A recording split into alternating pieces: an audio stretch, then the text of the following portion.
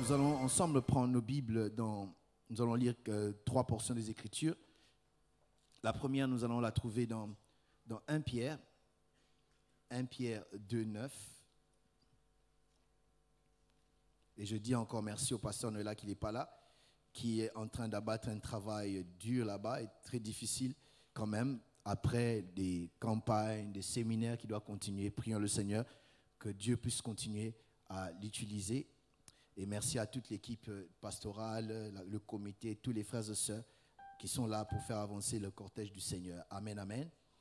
1 Pierre 2, 9. Si on trouve, on dit amen.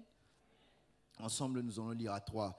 1, 2, 3. Vous, au contraire, vous êtes une race élue, un sacerdoce royal, une nation sainte, un peuple acquis, afin que vous annonciez les vertus de celui qui vous a appelé des ténèbres à son admirable lumière. Un sacerdoce royal. Nous tournons nos Bibles, nous lisons dans 1 Samuel 2.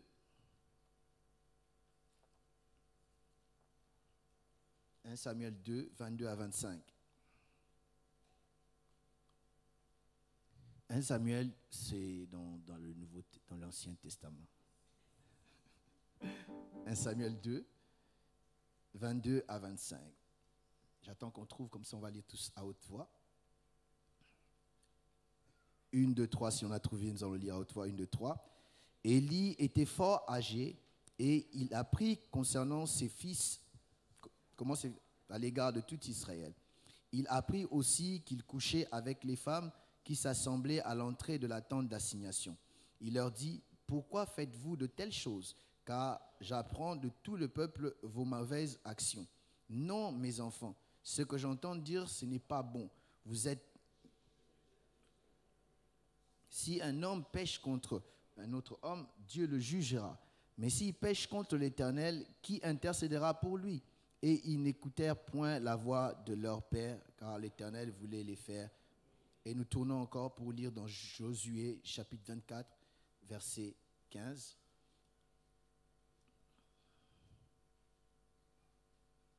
Qui est une des meilleures conclusions dans ce livre, qui sort de la bouche de Josué, en train de parler au peuple quand il vieillit, sur le point de mourir, et il va dire ceci. Et si vous ne trouvez pas bon de servir l'Éternel, choisissez aujourd'hui qui vous voulez servir, ou les dieux qui servent vos pères au-delà du fleuve, ou les dieux des Amoréens dans le pays desquels vous habitez. Moi et ma maison, nous servirons l'Éternel. Amen. Ok, le thème que j'aimerais partager avec nous ce matin, nous l'avons intitulé « La sacrificature des parents ». La sacrificature des parents. Quelqu'un peut m'aider à dire à son voisin « La sacrificature des parents ». Est-ce que vous pouvez changer de voisin et dire « La sacrificature des parents ». Est-ce que vous pouvez ajouter un autre voisin qui est soit derrière ou devant lui dire « La sacrificature des parents ». Alléluia. Dans ce message, j'aimerais m'adresser aux parents. Aux parents, ça veut dire ceux qui ont des enfants qui sont en ce lieu, et ceux qui attendent famille, et ceux qui aussi un jour seront parents. Ça veut dire que si vous n'êtes pas marié, vous n'avez pas d'enfants, donc je vous conseille de prendre déjà ce message à crédit, parce que le jour vient, quand Dieu va vous bénir, vous aurez aussi des enfants, et cela va vous concerner. Moi-même, la première fois que j'ai prêché ce message, il y a 9 ans, je n'étais pas encore parent, je n'étais même pas encore marié. Amen, amen. La sacrificature de parents, donc je parle aux parents biologiques, et j'aimerais parler aussi aux parents spirituels. Aux parents, tous ceux qui ont une parcelle de responsabilité spirituelle sur les autres, qui ont des fils, des filles spirituelles. Je vais parler aussi en même temps aux parrains, ceux qui sont parrains de mariage ou parrains dans le ministère, parrains de telle ou telle autre chose. Je vois, ça devient à la mode, même au milieu des évangéliques, quand quelqu'un veut se faire soit présenter dans la présence de Dieu, nous voyons un parrain qui se tient à côté. Bien aimé, au-delà d'être parrain, il y a quelque chose qui se cache derrière là. Amen, amen, amen. Amen, amen, amen. Non, amen là est faible, dites amen bien. Alors, je disais que je suis en train de parler aux parents. Et je me rends compte qu'en lisant la Bible, qui est la notice de notre vie chrétienne, c'est qu'être parent est une grande bénédiction. La Bible dit, lorsque Dieu créait, n'est-ce pas, l'homme et la femme, la Bible dit, il les bénit, il dit, soyez féconds et multipliez-vous. En d'autres termes, lorsqu'ils reçoivent les enfants, en fait, c'est une bénédiction. Et lorsque vous lisez dans Psaume 127, la Bible dit les enfants sont un héritage venant de l'Éternel. C'est une bénédiction que Dieu nous donne, n'est-ce pas, de pouvoir avoir des enfants. Mais au-delà, n'est-ce pas, d'une bénédiction, être parent est une grande responsabilité. Je disais, être parent est une très grande responsabilité.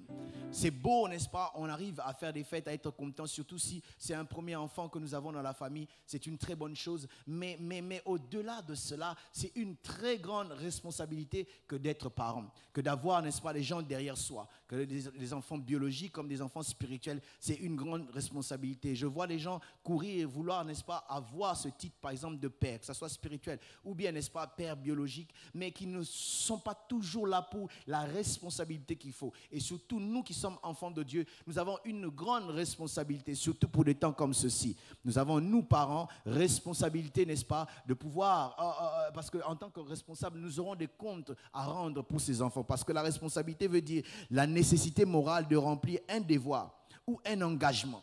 En d'autres termes, nous avons, n'est-ce pas, cette nécessité morale de pouvoir remplir un engagement, un devoir, n'est-ce pas, envers ses enfants. Dieu nous les a donnés, Dieu nous a bénis, mais nous avons aussi des devoirs envers ces enfants-là que Dieu nous donne. J'aimerais nous dire, tout ce que Dieu nous donne entraîne une parcelle de responsabilité. Que ce soit les enfants, que ce soit les biens, que ce soit l'argent, que ce soit quoi que ce soit que Dieu nous donne, nous engage, n'est-ce pas, dans une parcelle ou dans une responsabilité. Parce que nous aurons à rendre compte pour tout ce que Dieu nous aura donné. Nous aurons à rendre compte pour la beauté que Dieu nous a donnée. Nous aurons à rendre compte pour chaque litre de respiration que nous aurons respiré sur terre. Nous aurons, n'est-ce pas, à rendre compte pour le temps que nous aurons passé sur terre. Voilà pourquoi la vie, plus qu'une bénédiction, la vie est une grande responsabilité. Et il est important, au lieu de voir seulement les privilèges, mais de voir aussi la responsabilité qu'il y a derrière le fait d'être parent. Quelqu'un peut dire amen à cela? Un jour, une histoire que j'ai entendue, ça fait longtemps, peut-être certainement, certains d'entre vous ont entendu, il paraît, il raconte l'histoire d'une sœur. Cette fille à l'époque, il y a eu une dispute entre sa famille et la famille voisine. Et la dispute était tellement rude au point qu'ils ne se parlaient plus. Un jour, alors qu'il pleuvait, la fille de la famille voisine va, n'est-ce pas, sortir de sa chambre. Elle le regarde par la fenêtre. Elle a vu qu'il pleuvait. Il y avait un caniveau et un enfant qui était de bas âge, en tout cas 3 ans ou moins que ça, et qui était en train de jouer à côté de ce caniveau. Donc, elle avait le risque d'entrer. Et elle a vu sous ses yeux cet enfant, n'est-ce pas, entrer dans ce caniveau. Et l'enfant s'est noyé. Et tout ce qu'elle a trouvé à dire, elle dit, quand on vous dit de garder bien vos enfants, vous ne voulez pas, elle ferme la fenêtre, elle part. Et c'était la désolation de l'autre côté. La famille a connu un deuil, en train de pleurer leur enfant. Et elle était là, il disait, non, c'est votre faute. Non, au lieu de garder votre enfant, vous ne voulez pas garder. Vous voyez, il est mort maintenant. Et quelque temps après, la fille va connaître le Seigneur. Elle va se marier. Elle cherchant les enfants, elle a cherché des enfants. Elle a cherché des enfants. Elle n'a pas eu les enfants. Jusqu'à un jour, elle va aller, n'est-ce pas, voir son pasteur. Par la grâce de Dieu, le pasteur lui a ouvert les yeux. Dieu a ouvert les yeux du pasteur. N'est-ce pas? Il a eu une révélation comme quoi il lui pose la question. Il dit, j'ai eu une image. Je ne sais pas si tu te retrouves dans cela. Je te vois comme tu avais vu un enfant qui avait tel âge et qui est entré dans un caniveau et qui est mort et tu n'as rien fait. Il dit, effectivement, je n'ai pas fait. Je n'avais rien fait, c'est vrai. Il a expliqué le contexte. Merci Seigneur parce que Dieu lui avait pardonné. Mais ce que je voulais dire, des fois nous voulons les privilèges des choses sans tenir compte de la valeur des choses que nous voulons demander. Toi tu veux les enfants, mais tu ne connais pas la valeur des vies des enfants. Même si ce n'est pas tes enfants, mais on sait voir si tu connais la valeur des choses que tu réclames en voyant comment est-ce que tu traites les choses que les autres ont déjà. La manière dont tu traites les enfants des autres détermine aussi la valeur que tu as si tu as des enfants. Il y a des gens, ce n'est pas parce que tu n'as pas encore des enfants que tu dois être méchant avec les enfants des autres. Au contraire, toi qui n'as pas encore d'enfants, cherche à être le plus gentil avec les enfants et les enfants des autres. S'il faut donner des cadeaux, donne des cadeaux. S'il faut prier pour ses enfants, prie. S'il faut être gentil avec eux, c'est la meilleure façon de pouvoir dire à Dieu, je reconnais la valeur de ce que tu as donné et Dieu peut entendre cela pour te donner. Qui a dit amen à ce que je suis en train de dire? Oui, nous cherchons, n'est-ce pas, les bénédictions, mais nous ne voyons pas, n'est-ce pas, la valeur de ces choses-là. Nous ne voyons pas, n'est-ce pas, la responsabilité qui est cachée derrière ces choses. La Bible dit dans 1 Pierre 2,9, que Dieu a fait de nous, n'est-ce pas, un royaume des sacrificateurs, race élue, etc. Un sacrificateur, je m'arrête là. Un sacrificateur, c'est quelqu'un, n'est-ce pas, qui est appelé à servir Dieu, à offrir des sacrifices. Mais au-delà de cela, un sacrificateur est aussi lui-même un sacrifice. Je vais y revenir. Mais lorsque nous parlons, n'est-ce pas, de sacrificature des parents, j'aimerais juste nous amener à comprendre que Dieu nous appelle, nous tous, en tant que parents à devenir parents spirituels, à le servir dans cette sacrificature pour nos enfants. Parce que c'est un service. Nous tous, en tant qu'enfants de Dieu, nous sommes appelés à servir Dieu. Lorsque nous parlons de servir Dieu, peut-être pas forcément dans les 5 ministères, venant prêcher la parole de Dieu comme apôtre, prophète, évangéliste, je ne sais, docteur ou pasteur, mais on peut aussi servir Dieu d'une certaine manière, mais en commençant surtout dans nos maisons, en commençant dans nos vies. Servir Dieu, le mot servir ne veut pas dire seulement faire tout ce que nous faisons à l'église. Servir Dieu commence d'abord à dire l'adoration, être adoré Dieu. Lorsque nous parlons de moi et ma maison, nous servirons l'Éternel, nous voulons dire moi et ma maison, nous adorerons le Seigneur. Il y a une dimension dans le service qui est l'adoration. D'ailleurs, tout ce que nous faisons comme service entre dans le cadre de l'adoration à Dieu. Amen, amen. Et en tant que parents, nous sommes tous appelés, n'est-ce pas, à servir Dieu, mais aussi dans nos familles, à opérer ce que j'appelle la sacrificature.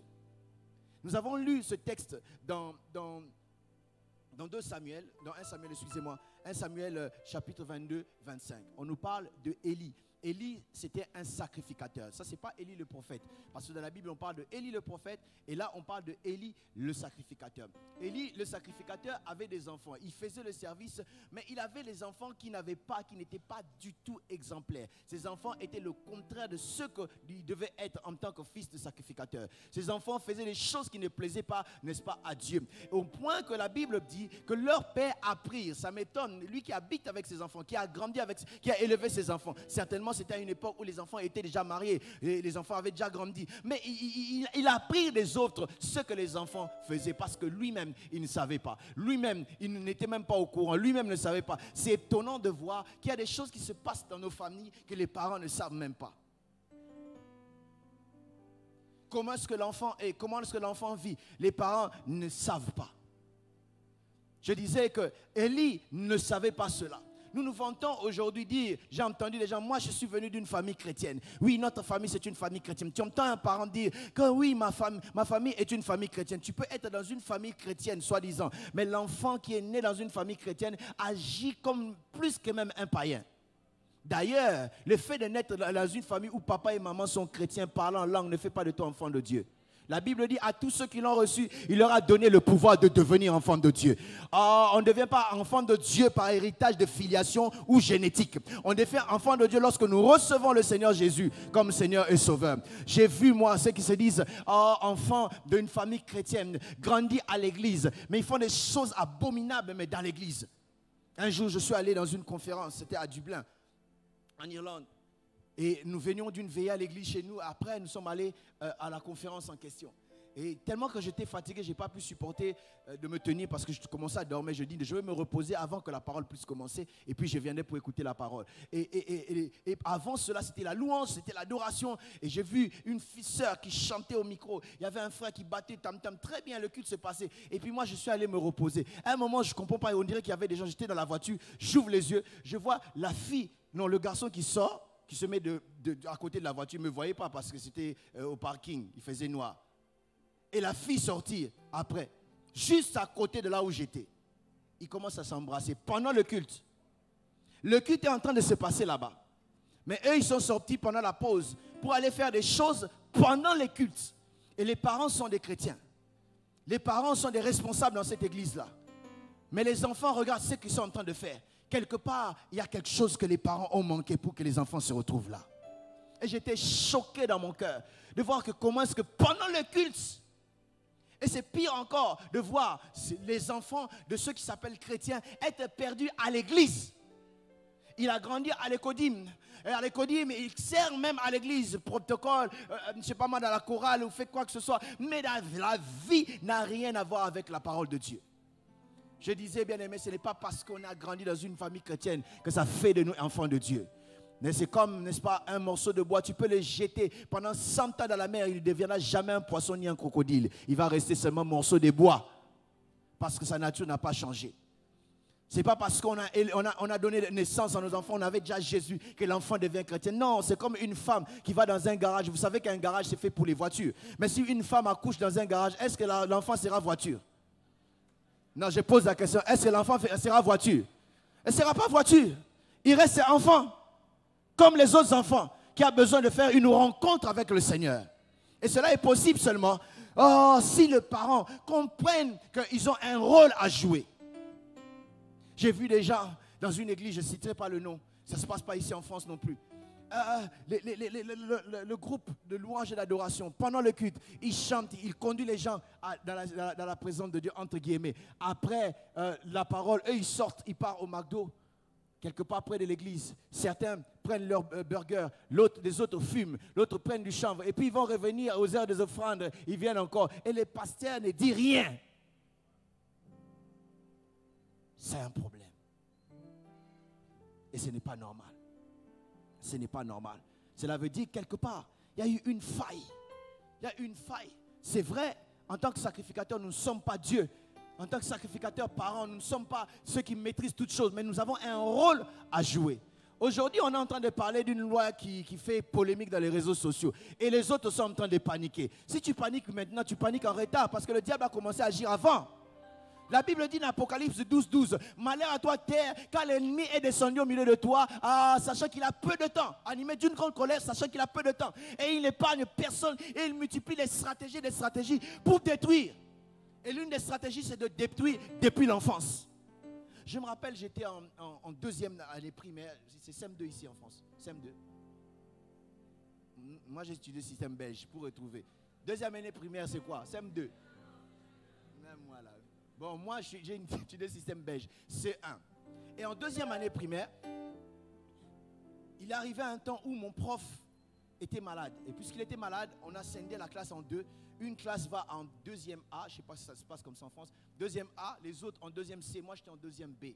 Et je me retrouve dans la même classe que ma soeur jumelle, ma Micho.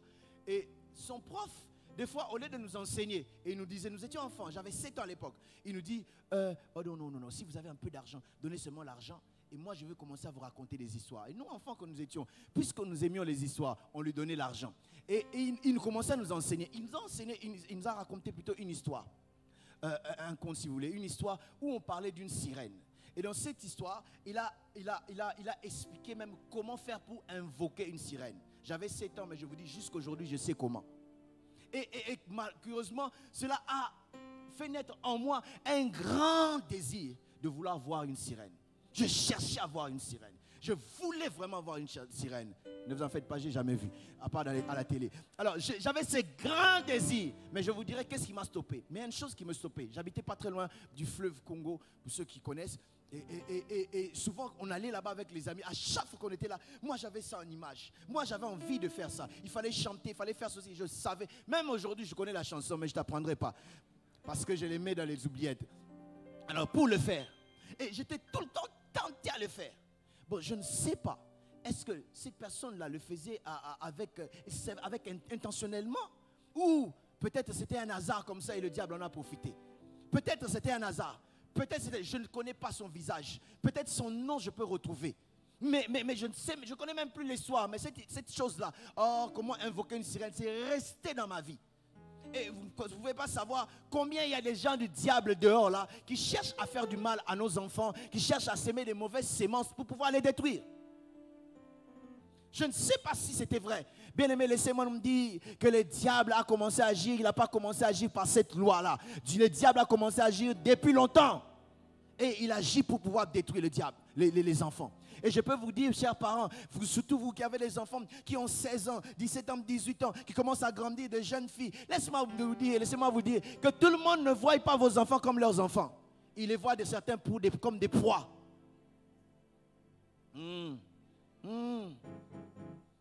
Et peut-être en train de donner des cadeaux, faire ceci, juste pour détourner, n'est-ce pas, l'attention des enfants et les détourner et les détruire. Mais il est important que ce matin, n'est-ce pas, je suis venu avec un avis de recherche, bien un appel pour que s'élève une armée de sacrificateurs parents qui vont faire la sacrificature dans leur maison afin d'arrêter le diable. En tant que sacrificateur, le sacrificateur avait 3 rôles qu'il devait faire pour le peuple. Il devait, n'est-ce pas, prier pour le peuple, il devait enseigner le peuple et il devait bénir le peuple. Et en tant que parents, nous devons, dans notre sacrificature de parents, commencer d'abord à apprendre à prier pour les enfants. Parce que s'il y a une chose que nous ne savons pas, bien aimés, il y a des choses que nous ne maîtrisons pas, il y a des choses que nous ne savons pas, il y a des choses que nous ne voyons pas. Il y a seul Dieu qui peut les voir et seule la prière peut bloquer ces choses-là. Oh my God, je ne sais pas si je parle à quelqu'un. Je dis, il y a des choses, lorsque toi, papa, tu es en train de dormir. Oh, vous savez, tel que nous sommes là, chacun d'entre nous, peut-être nous sommes ici à l'église, peut-être lorsque nous sommes au travail à la maison, il y a quelqu'un qui cite ton nom quelque part, en bien comme en mal. Peut-être ils sont dans les maisons, n'est-ce pas, des marabouts, des féticheurs, pour te détruire. Mais il y a seule la prière qui peut bloquer ces choses-là. Et si un parent sacrificateur comprend, il va se lever et prier pour ses enfants. Et parler à Dieu pour ses enfants. S'il y a des enfants qu'on a touchés, les enfants de celui qui servent Dieu, je ne te permettrai pas, Satan, de pouvoir toucher mes enfants. Je te permettrai et apprendre à prier sérieusement pour les enfants. Car la prière peut stopper une main que toi tu ne vois pas. La prière peut arrêter les choses que toi tu ne maîtrises pas. Car Dieu voit tout, car Dieu sait tout. Dieu d'ailleurs est partout. Il est à l'école lorsque ton enfant est à l'école. Il est dans le bus lorsque ton enfant est dans le bus. Il est dans les trains lorsque ton enfant est dans les trains. Il est dans l'avion lorsque ton enfant est dans l'avion. C'est dans la prière que Dieu peut agir. Lorsque tu croises les bras, Dieu ne fait rien. Il nous a dit de prier parce que Dieu ne sait pas interférer dans nos affaires si nous ne donnons pas l'occasion. Et en tant que parent bien-aimé, il faut prier pour ses enfants. Il faut parler à Dieu pour ses enfants. Présenter ses enfants. Ça m'étonne. Il y a des parents qui peuvent prier pour les bijoux, voitures, maisons, tout, mais ils oublient de prier pour leurs enfants. Non seulement ils oublient même les petites choses, ils oublient même les noms des enfants. Il y a dans une famille une maman qui appelle son enfant. Il dit Joël. Il dit non, moi c'est pas Joël. Et Jérémie. Non. Il dit pas maman, c'est moi, c'est Jacques. Il dit c'est moi qui ai donné le nom. Je peux changer quand tu veux. Comment en tant que parent on oublie même le nom de l'enfant? Voilà pourquoi s'il faut avoir des enfants et des enfants mais modérés. Parce que si le nombre devient comme une république, on n'aura pas la maîtrise des noms des enfants. Et vous ne savez pas comment ça peut flatter les enfants, faire plaisir aux enfants de savoir un jour, il y avait un document que je devais faire signer mon père. Je lui donne et il devait écrire les noms de tous les enfants, leur date de naissance et tous les détails. Et j'étais là, j'étais en train de regarder s'il allait oublier. Merci Seigneur, il n'a oublié aucun nom dans mon cœur. J'avais envie de dire bravo papa, tu as bien fait. Et c'était une grande joie. J'aimerais être celui qui va être aussi la source de joie dans le cœur de mon fils. Parce qu'il voit que je le connais tellement. Non seulement je le connais, mais je le présente devant Dieu dans la prière. Il est important que les parents se lèvent comme des sacrificateurs et élever des prières pour les enfants. Oh, loi, chiapa ou pas, nous prions déjà. Le diable ne touchera pas les nôtres parce que la prière ne rate jamais. La prière, même s'ils sont en voyage, je ne sais pas où, ils étudient ailleurs, ils sont à l'internat, par ma prière, Dieu va faire quelque chose. Je prie le Seigneur qui élève les parents qui sont des prieurs, qui prient pour leurs enfants. Le diable ne les touchera pas parce que nous prions. La Bible dit, je te donne les clés. Ce que tu vas lier sur la terre sera lié dans les cieux. Ce que tu liras dans les cieux sera sur la terre, pas nos enfants. Les nôtres, nous prierons pour eux et Dieu sera à l'œuvre. Les anges seront dispatchés pour pouvoir protéger nos enfants et les garder. Mais il faut que se lèvent les parents sacrificateurs. Aide-moi à dire à ton voisin, parents sacrificateurs. Apprendre à prendre du temps à côté, à prier pour les enfants. Apprendre, n'est-ce pas? Apprendre, pourquoi pas, papa, maman. Prendre du temps à prier pour les enfants. Parler à Dieu. Parce que laissez-moi nous dire, moi je suis aussi un enfant quelque part. Il y a des choses que j'ai fait jusqu'à aujourd'hui, mes parents ne savent pas. Et ils ne sauront jamais. Ah oui. Ils ne sauront jamais. Mais Dieu qui contrôle tout peut faire les choses. On nous a raconté l'histoire. Un homme de Dieu racontait l'histoire, il dit, il y avait un pasteur qui avait sa fille qui a grandi à l'église, mais à un moment, elle en avait marre. Il dit, non, pourquoi seulement enfants de pasteurs, enfants de pasteurs? Je me suis rendu compte que les enfants de pasteurs souffrent beaucoup.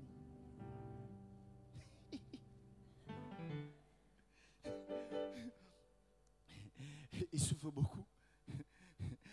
Les anglophones les appellent les piquets. Ils souffrent pourquoi? Parce qu'eux, ils ne grandissent pas comme tout le monde. Parce qu'à chaque fois, il fait, oh, toi aussi l'enfant de pasteur. Écoutez, moi, mon enfant est d'abord mon enfant. Il est enfant de son père, il n'est pas enfant de pasteur. Moi, je m'appelle Papi, je ne suis pas pasteur.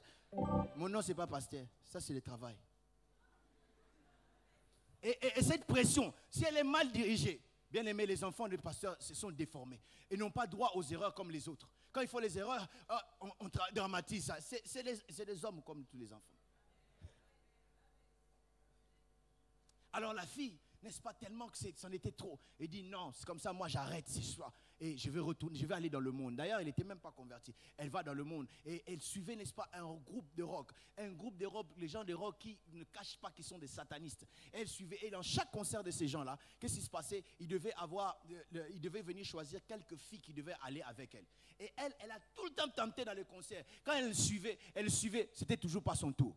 Un jour, dans une ville, alors qu'elle suivait, on est sorti, on dit non, aujourd'hui, on te prend, on a pris, on l'a choisi, on l'a emmené. Quand on va l'amener directement, on regarde, on dit non, pas toi. Pas toi, toi sors d'ici, tu es venu pour abîmer nos histoires. La fille regarde, il dit, toi, je ne sais pas, tu viens de quelle famille? Quand on a posé cette question, il a compris qu'il vient pas de n'importe quelle famille. Depuis ce jour-là, il a compris que ses parents priaient un Dieu merveilleux. J'aimerais dire, bien-aimés, si nous prions pour nos enfants, Dieu agit là où nous ne pouvons pas aller, Dieu arrive là où nous ne pouvons pas arriver, Dieu voit ce que nous ne pouvons pas voir, Dieu étend sa main car la Bible dit, la main de l'Éternel n'est pas trop courte pour agir. Nous, son oreille toute dure pour entendre, Dieu peut le faire, bien-aimés. Et cet enfant est rentré, il a compris, il est rentré non seulement à la maison, mais il est rentré aussi à Dieu. Pourquoi? Parce que les parents avaient prié pour l'enfant. Parce que les parents plutôt, avaient pris le temps de prier pour leurs enfants. Deuxièmement, un sacrificateur était appelé à enseigner la loi au peuple. De montrer aux enfants, n'est-ce pas, au peuple, la loi ou les choses qu'ils devaient suivre.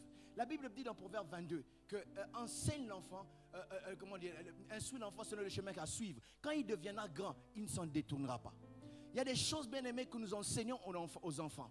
Nous croyons que c'est de la blague, ça entre et ça devient comme, n'est-ce pas, un programme dans lequel un homme ou l'homme est comme un ordinateur. Un ordinateur te donne seulement le programme qu'on a mis dedans.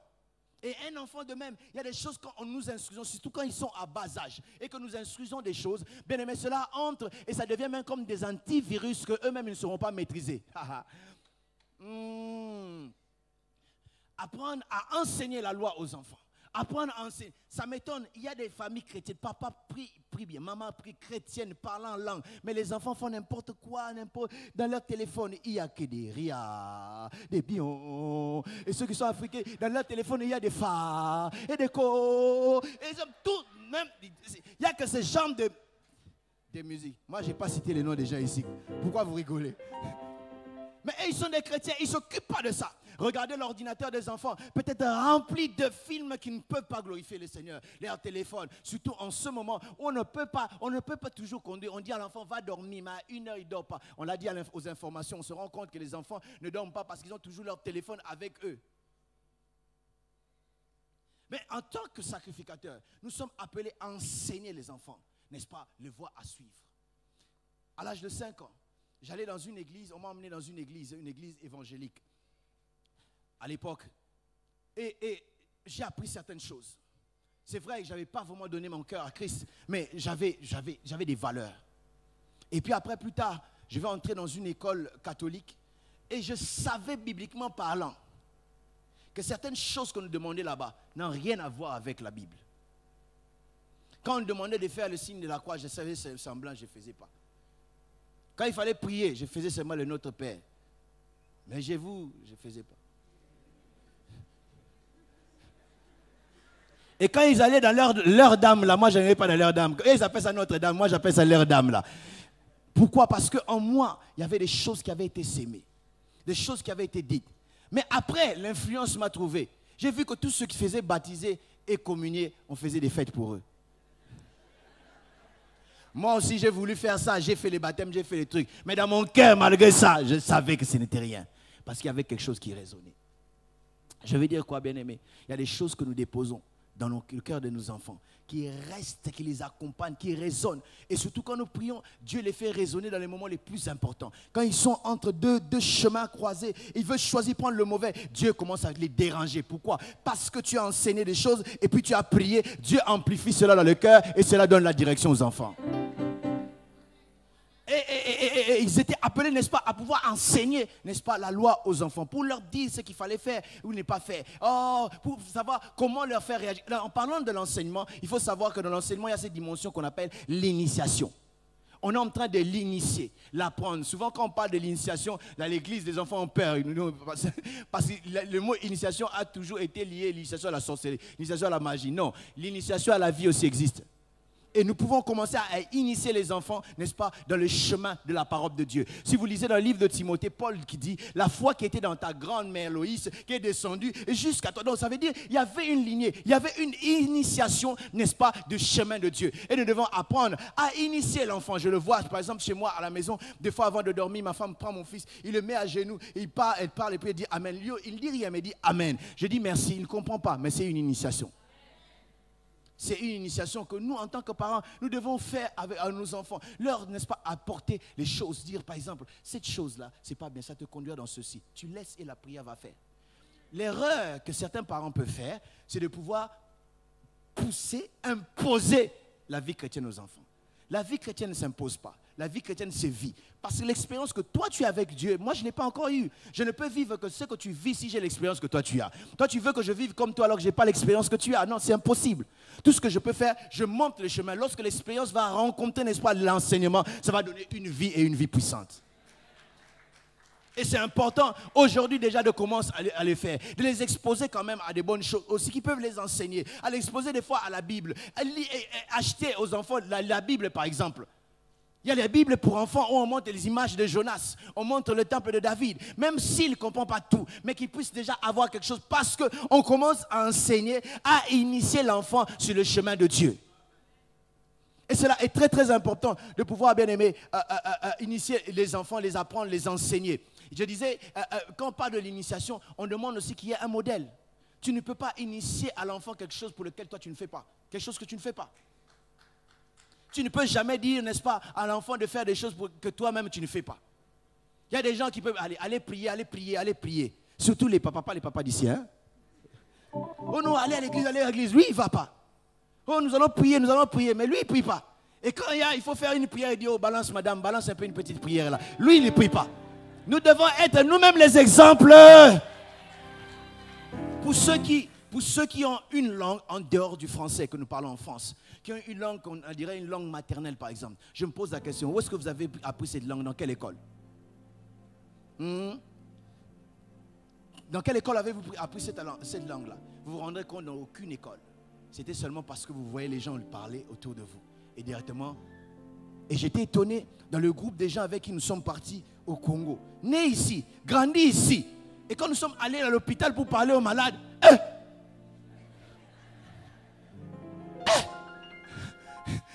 le degré de vocabulaire de Lingala qui sort de sa bouche. Je dis,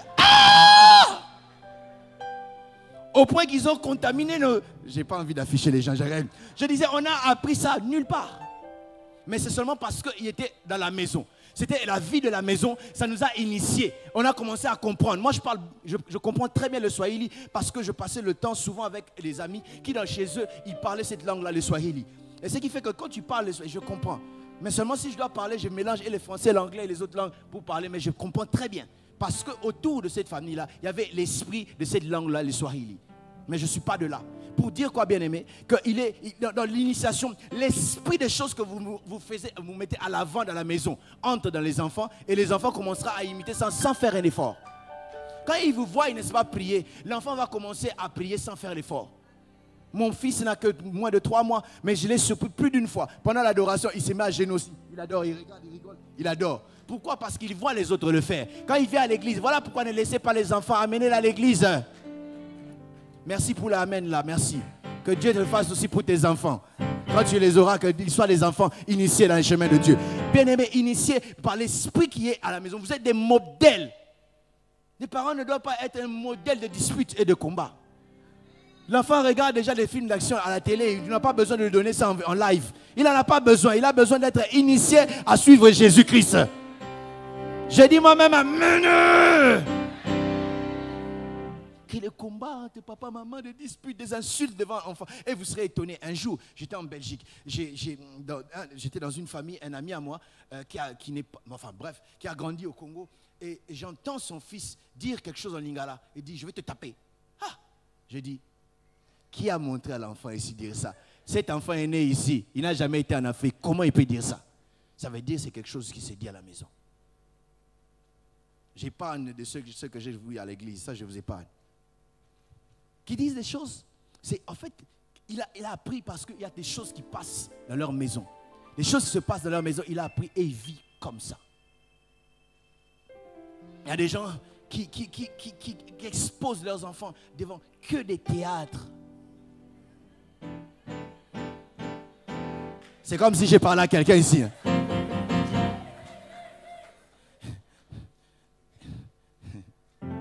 Que des choses, ils apprennent autre chose. Parce que laissez-moi nous dire, bien-aimés, dans ce temps dans lequel nous vivons, il n'y a pas que les parents qui éduquent leurs enfants.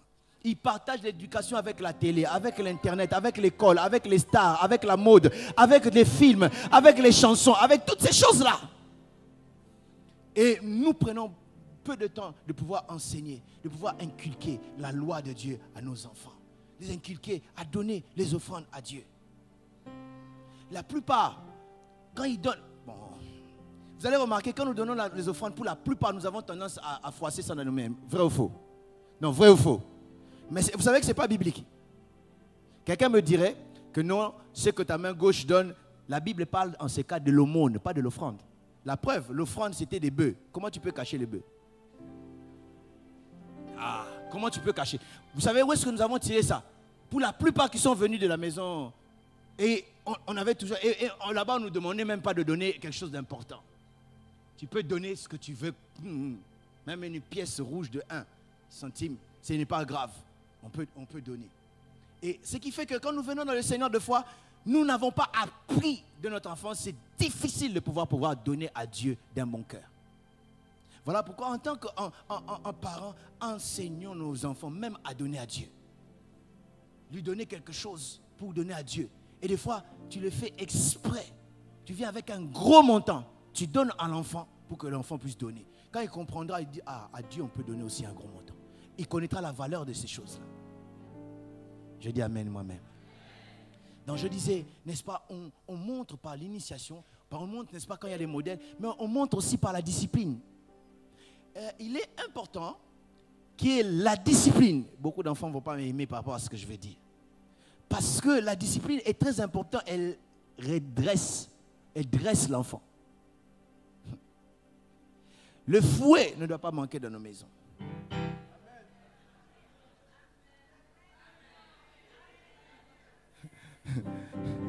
Le fouet ne doit pas manquer dans nos maisons. La Bible dit, la folie est attachée au cœur de l'enfant, mais le fouet l'en lui éloignera. Avec amour, je te chicote avec amour au nom de Jésus. La Bible dit ceci, l'Éternel est mon berger, je ne manquerai de rien. Quand il dit, quand je traverse la vallée de la mort, je ne craindrai aucun mal, car sa houlette est quoi? Et son bâton. Houlette vient dans la douceur, mais le bâton vient frapper pour... Oh! Alors bien aimé, vous ne péchez pas lorsque vous voulez corriger votre enfant, mais avec amour. Avec sourire et gentillesse, mais je te frappe par amour pour te redresser. Moi-même en parlant comme ça, j'ai été frappé dans ma vie. Et je vous dis, mes soeurs sont là, vous pouvez leur poser la question. Je ne me souviens pas quand est-ce que j'ai insulté une grande personne jusqu'à cet âge. Pourquoi? Parce qu'on m'a dressé. D'ailleurs, vous ne m'entendez pas faire des insultes de ma bouche. Pourquoi? Dresser. Et quand on peut, que Dieu nous aide à maîtriser la colère naturelle et laisser la colère de l'amour. Mais avec les fouets. Ah! Oh! Pour redresser l'enfant qui puisse, n'est-ce pas, être droit. Sinon, bien aimé, on risque de perdre nos enfants au nom de l'amour. Il y a des autres choses que nous disons amour. Ce n'est pas amour. Ça m'étonne, il y a des parents qui ne punissent jamais. Ça, c'est quel genre de parents? Chez vous à la maison, on ne connaît pas la punition. C'est quoi? Même mettre l'enfant au coin du mur, on ne connaît pas. Vous êtes bien, vous mettez au coin. Nous autres, on nous met à genoux, on te donne une brique. Oh. Oh. Ou bien tu fais une bêtise, on te dit va chercher les fouets. Et toi-même, tu commences à pleurer. On a cherché les fouets. Tu vas les fouets, tu amènes la maman les fouets. Et les mêmes fouets que tu as été chercher, tu as amené à maman, on te frappe avec. Mais je bénis le Seigneur pour ses fouets. Parce qu'aujourd'hui, ça m'a fait des choses pour lesquelles je peux rendre gloire à Dieu. Parce qu'il y avait ces fouets. Voilà pourquoi je dis, bien-aimés parents, n'épargnons pas nos enfants de les punitions. Punissons-les, mais avec amour. Amen, amen. Ça, c'est une autre dimension pour pouvoir apprendre aux enfants. Je me souviens, j'étais en deuxième secondaire, je ne sais pas comment on appelle, excusez-moi, moi je suis d'éducation belge. Alors, en deuxième des années secondaires, je n'étudiais pas, j'ai négligé les études. J'ai pris mon temps à aller danser avec les amis à gauche et à droite. Et en premier semestre, j'étais le dernier de la classe. Et le prof, qu'est-ce qu'il faisait? Il appelle chaque élève devant, il te montre ton point. Et moi, j'étais troisième dans la liste à cause de mon nom. Alors, on appelle, le premier dit, waouh, il a réussi. Le deuxième, waouh. Moi, j'ai vu que je suis le dernier de la classe. Alors, si je retourne triste, les gens vont comprendre que je n'ai pas... Moi aussi, j'ai fait waouh. Mais en réalité, je n'ai pas réussi. Et quand je n'ai rien dit à la maison, et à la maison, on a découvert que j'étais le dernier de la classe, on m'a puni. Tu ne sors plus, tu ne vas plus dans les fêtes, tu ne fais plus ceci, tu vas rester étudier. Et je vous dis, par la grâce de Dieu, j'ai étudié. Moi qui étais dernier, je suis allé parmi les premiers. Et jusqu'à ce que je termine mes études, bien aimés, j'étais toujours parmi les premiers.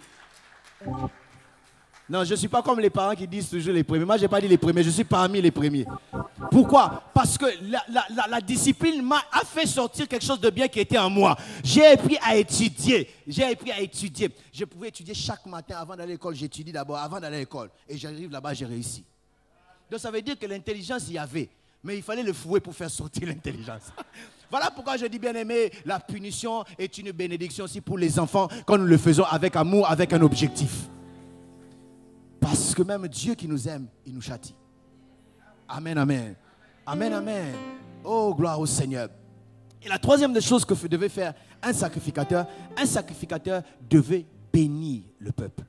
Et un parent sacrificateur doit apprendre aussi à bénir. Bénir, ça veut dire du bien. Dire du bien de ses enfants. J'étais quelque part, j'ai vu un papa qui, lui, n'appelait pas le nom de ses enfants. Il n'appelait pas par le nom. Il disait, hé, toi, toi. Ah! Premier jour, j'étais logé dans leur famille. J'étais en mission, j'étais logé dans leur famille. Deuxième jour, toi là, toi, oh! Je ne supportais pas. À un moment, il est plus âgé que moi. Mais j'ai mis la casquette de fastière. J'ai dit, papa, c'est pas bien. Vous ne pouvez pas appeler vos enfants toi.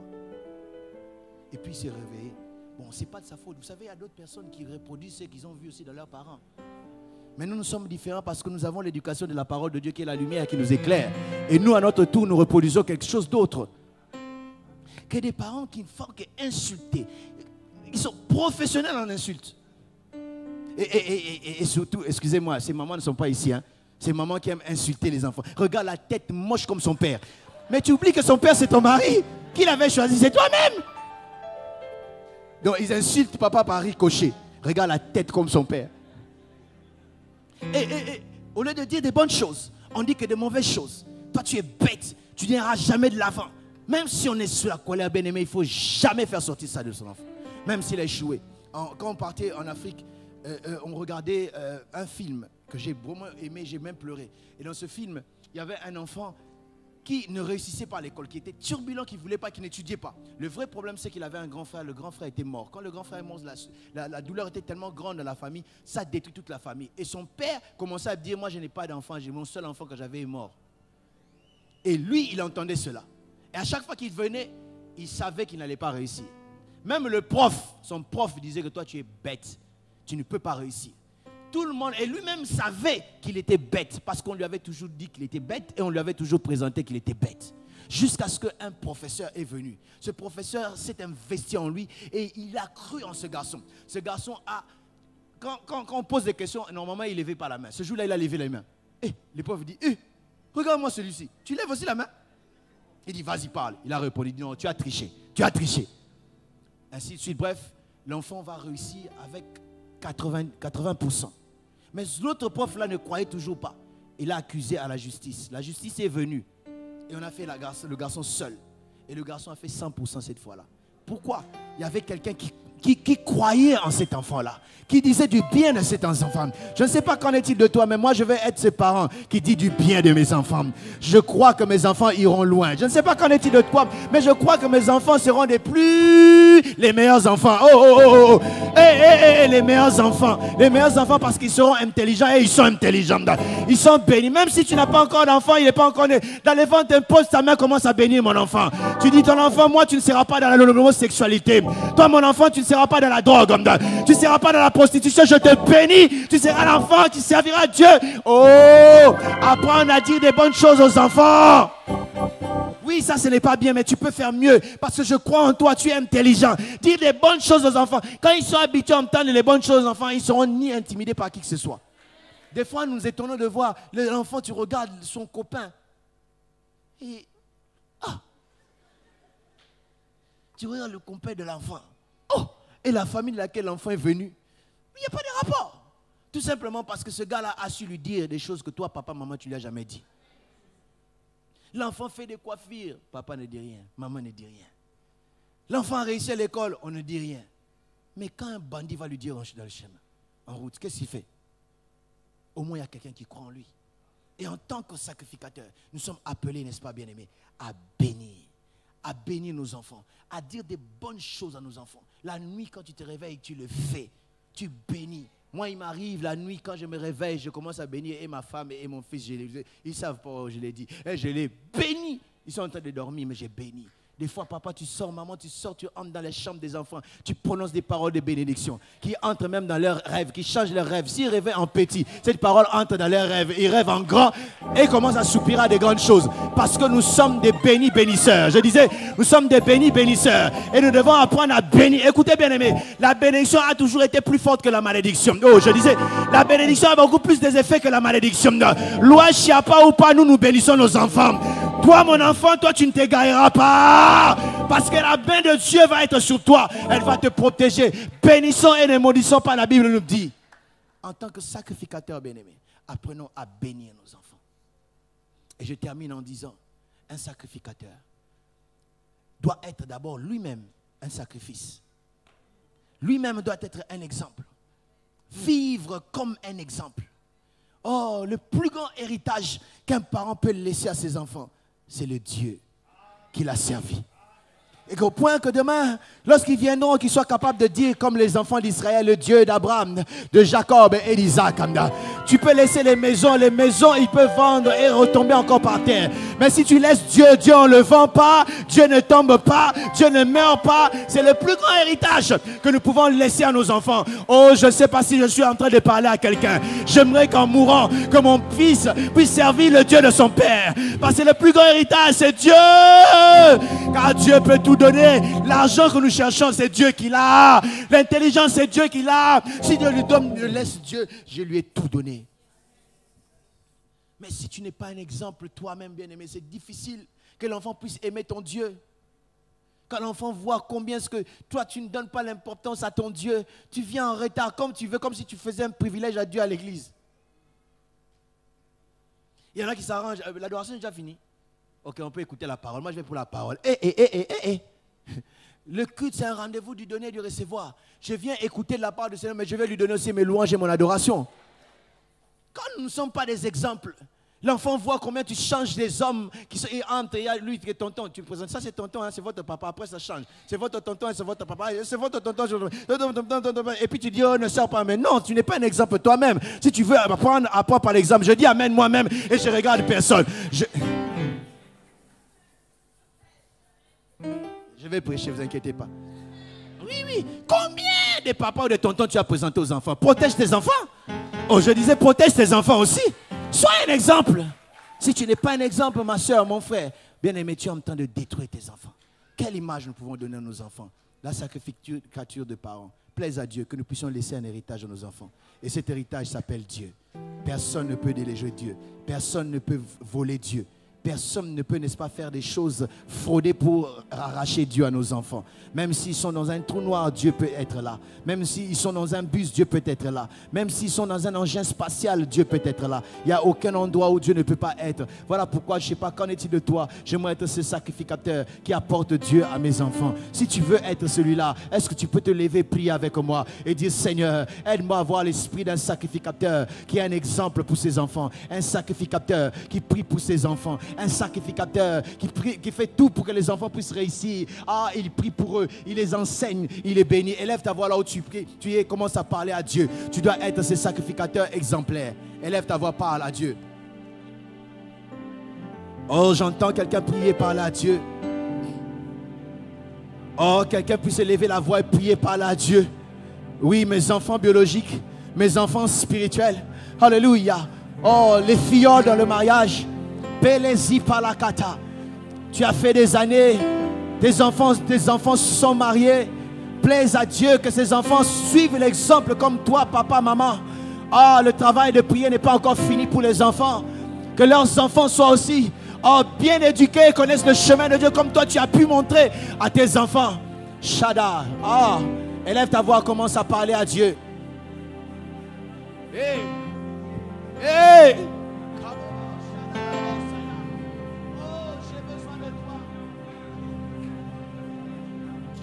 En tant que parent, j'ai besoin de toi. En tant que futur parent, j'ai besoin de toi. En tant que parrain spirituel, j'ai besoin de toi. J'ai besoin de toi. Seigneur, j'ai besoin de toi. J'ai besoin de toi. Seigneur.